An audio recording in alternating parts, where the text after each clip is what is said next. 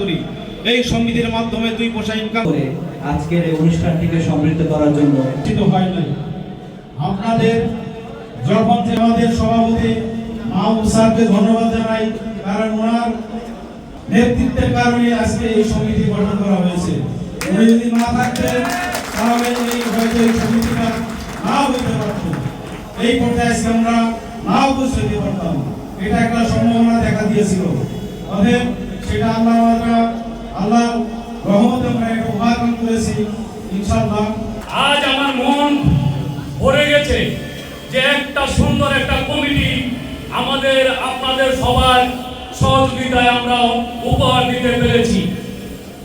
আশা রাখবো এই কমিটি আপনার আমার সবাই এবং সবার সহযোগিতায় এই কমিটি পরিচালিত হবে।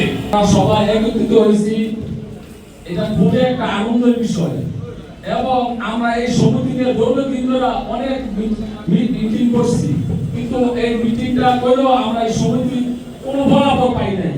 আজকে মাহবুবের নেতৃত্বে আমরা একটা কমিটি গঠন করেছি। মাহবুবের একান্ত পরিশ্রমে এই কমিটি পরিচালনা হইব। আমরা সবাই সহযোগিতা করব। মানুষকে আর বোকা বানানোর কোনো সুযোগ নাই। আজকে ছাত্র জনতা জুলাই আগস্টে তারা রক্ত দিয়ে শহীদ হয়ে বাংলাদেশকে আবার নতুন ভাবে পুনরায় তারা একটা স্বাধীনতা এনে দিয়েছে। সুতরাং এই নতুন প্রজন্মকে আপনারা কোন প্রকার ভোগাবাগি বলে কোন প্রকার ছল ছাত্রী করে আপনারা কিন্তু পার পাবেন না। মানুষ এখন অনেক সচেতন, যার যার অধিকার তাকে ফিরিয়ে দিতে হবে, যার যার প্রাপ্য সেটা ফিরিয়ে দিতে হবে। আমরা চাই প্রত্যেকের ন্যূনতম অধিকারটা যেন সে পায়, তার সেই সম্মানটা যেন পায়। আমরা এই কল্যাণ সমিতির মাধ্যমে ব্যবসায়ীদের কল্যাণের জন্য আপনাদের সাথে এরকম আলোচনা করে আমরা সিদ্ধান্ত গ্রহণ করব যে আমাদের কোন কোন কাজ করলে আমাদের ব্যবসায়ী ভাইদের কল্যাণ হবে, উন্নতি হবে, এই মার্কেটের উন্নতি হবে, সেটা আমরা মালিক পক্ষের সাথে বসে আলোচনা করে সেই কাজটাই আমরা করব।